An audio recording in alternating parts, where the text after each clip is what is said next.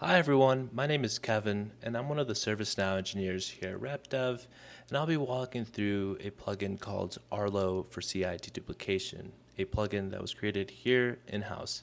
This plugin is intended to work on top of our pre-existing remediate duplicate task process, where it serves as an automated approach to handling these remediate duplicate tasks. If I navigate over to a pre-existing duplicate task, you'll see that it's been triaged by Arlo. Arlo works by collecting recently created and unassigned duplicate tasks, and for each of these duplicate tasks, it sends over the related CIs as well as the attributes to each of those CIs to our analysis skill.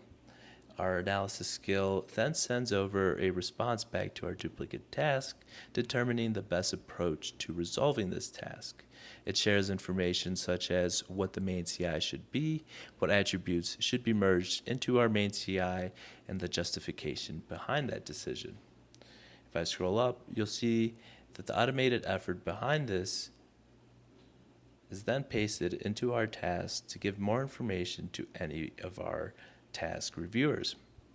You'll see that a main CI has been determined, relationships for that CI have been merged, and duplicate CIs were updated as follow. This plugin does offer configurable options.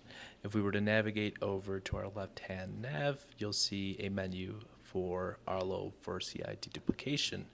I'll navigate over to our property page where you can define the attributes that should be prioritized to be merged into our main CI, as well as our default assignee and the action to be taken to this duplicate CI, whether it's to delete or retire, as well as the master CI option. Do we want the oldest created, the newest discovered, or oldest discovered to be our master CI?